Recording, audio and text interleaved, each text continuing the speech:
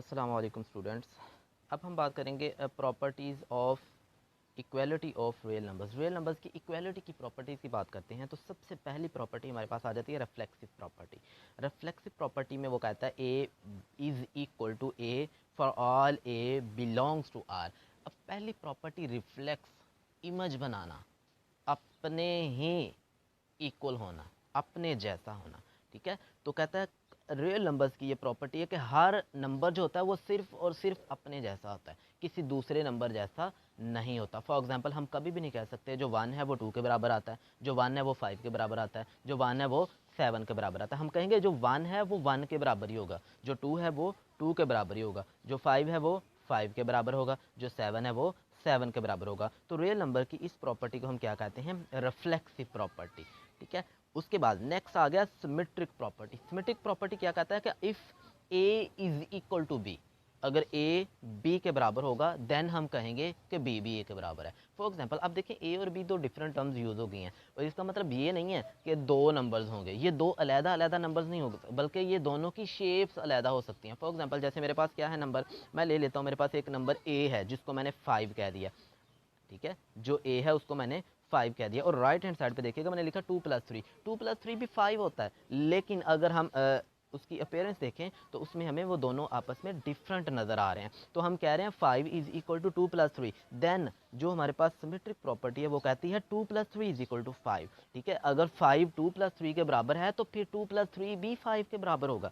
ठीक है, तो ये हमारे पास जो प्रॉपर्टी है इस प्रॉपर्टी को हम क्या कह रहे होते हैं? Symmetric property. तो ये कोई से दो एलिमेंट्स के लिए हम बात करें, ए और बी के लिए बात करें। उसके बाद आ गया नेक्स्ट हमारे पास ट्रांजिटिव प्रॉपर्टी। तो ट्रांजिटिव प्रॉपर्टी में कहता है if A is equal to B and B is equal to C. A जो है वो बी के बराबर है लेकिन बी जो है वो सी के बराबर है, then A is equal to C for all A B C. अब क्या कहता है, तीन नंबर्स लिए हैं, तीन रियल नंबर्स के अंदर कहता है दो नंबर जो हैं पहला और दूसरा आपस में बराबर है, दूसरा और तीसरा आपस में बराबर है। क्योंकि जो दूसरे वाला नंबर है वो पहले के भी बराबर है और वो तीसरे के भी बराबर है, तो प्रॉपर्टी ये कहती है अगर दूसरे वाला नंबर पहले और तीसरे के बराबर है तो पहला तीसरा भी आपस में बराबर होंगे। जैसा कि a is equal to B and b is equal to C, then result ये कहता है कि a is equal to c होगा for all a b c belongs to r। Next आ गया हमारे पास एडिटिव प्रॉपर्टी। एडिटिव प्रॉपर्टी में कहता है if a is equal to b then, अगर कोई से दो नंबर्स हैं जो आपस में क्या हैं? इक्वल हैं, a is equal to b आ गया, अगर हम उनके अंदर कोई एक नंबर ऐड कर दें, चाहे लेफ़्ट पे ऐड करें तो राइट पे भी ऐड करें, वो कोई भी नंबर हो सकता है, तो वो इक्वालिटी जो होगी उस पर किसी तरह का कोई असर नहीं आएगा। फॉर एग्जांपल जैसे मैंने पहले एक एग्जांपल को डिस्कस किया था कि 5 इज इक्वल टू 2+3। अब देखें लेफ्ट हैंड साइड भी 5 है, राइट हैंड साइड पे एडिशन के बाद क्या आ जाएगा? 5 आ जाएगा। अब मैं लेफ्ट हैंड साइड पे क्या करता हूँ? 2 ऐड कर देता हूँ। ठीक है, अगर मैंने लेफ्ट पे 2 ऐड किया है तो राइट पे भी क्या कर देता हूँ?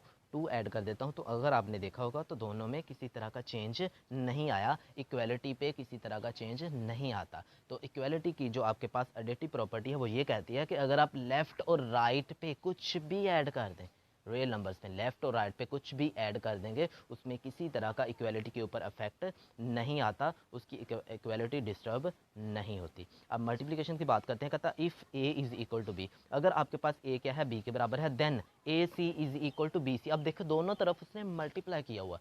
ठीक है, लेफ्ट हैंड साइड पे भी उसने सी से मल्टीप्लाई किया और राइट हैंड साइड पे भी सी से मल्टीप्लाई किया। तो वही सेम जैसे हम एडिटिव में बात करें, एडिटिव प्रॉपर्टी में कहता है कि ऐड करें लेफ्ट और राइट में तो कोई फ़र्क नहीं आता। तो मल्टीप्लिकेटिव प्रॉपर्टी में ये कहता है कि आप लेफ़्ट और राइट पे कुछ भी मल्टीप्लाई कर दें, किसी भी नंबर से मल्टीप्लाई कर दें, तो जो उसकी इक्वालिटी होती है वो होल्ड करती रहती है, उस पर किसी तरह का कोई इफेक्ट नहीं आता। सिमिलर एग्जांपल्स को मैंने यहाँ भी रिपीट किया, वहाँ मैंने 2 से 2 ऐड किया था, लेकिन यहाँ मैं क्या कर रहा हूँ? 2 के साथ मल्टीप्लाई कर रहा हूँ। तो मल्टीप्लिकेशन के बाद देखिएगा मेरे पास दोनों की लेफ्ट हैंड साइड और राइट हैंड साइड का आंसर क्या आ रहा है? सेम आ रहा है। तो इसका मतलब ये है मल्टीप्लिकेटिव प्रॉपर्टी जो होती है वो इक्वालिटी को अफेक्ट नहीं कर रही होती, मल्टीप्लिकेटिव प्रॉपर्टी रियल नंबर्स के अंदर होल्ड करती है। नेक्स्ट हम बात करते हैं cancellation law, cancellation for addition. Cancellation देखिएगा जैसे हम पहले बात कर रहे थे कि दोनों तरफ अगर कोई चीज़ ऐड कर दें तो कैंसलेशन का मतलब है दोनों तरफ उसको सब्ट्रैक्ट कर देना। ठीक है, कैंसलेशन क्या है?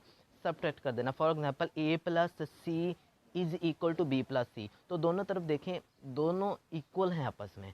अगर दोनों में देखा जाए तो सी दोनों में क्या है, सेम है। तो दोनों तरफ से अगर मैं सी को माइनस कर देता हूँ तो मेरे पास बाकी बचेगा a is equal to b. तो कहता है if a plus C is equal to B plus c then A is equal to B for all A B C belongs to R. ये जो ए बी सी हैं ये सारे के सारे किससे बिलोंग कर रहे हो, सेट ऑफ रियल नंबर से बिलोंग कर रहे हो। ठीक है, तो लेफ्ट हैंड साइड पे इसकी वेरिफिकेशन के लिए एग्जांपल दी हुई है 5 plus 2 is equal to 2 plus 3 plus 2। तो दोनों तरफ से 2 को अगर मैं ये जो मैंने अंडरलाइन किया हुआ 2 इनको दोनों तरफ से मैं माइनस कर देता हूँ तो मेरे पास क्या बचेगा 5 is equal to 2 plus 3 which is hold, जो कि होल्ड कर रहा है। ठीक है, अब नेक्स्ट बात करते हैं cancellation property for multiplication. Additions के लिए क्या था कि आप दोनों तरफ से माइनस कर सकते हैं, और कैंसलेशन प्रॉपर्टी फॉर मल्टीप्लिकेशन का मतलब है कि आप दोनों तरफ से डिवाइड कर रहे हैं, क्योंकि एडिशंस के ऑपोजिट मैंने सब्ट्रैक्शन ली थी, और यहाँ मैं क्या करता हूँ मल्टीप्लिकेशन के ऑपोजिट मैं क्या ले लेता हूँ, डिविजन्स ले लेता हूँ। For all A C is equal to B C then A is equal to B for all A B C belongs to R. E G नीचे क्या है, एक एग्जाम्पल ली हुई है मैंने, तो एग्जाम्पल में कहता है 5 multiply by 2, 5 multiply by 2 is equal to 2 plus 3 multiply by 2। तो ये क्या किया मैंने, जो अंडरलाइन 2 है दोनों तरफ से डिवाइड कर दिया, तो ये कैंसिल हो गया। तो इसको हम क्या कहते हैं, cancellation property of the multiplication.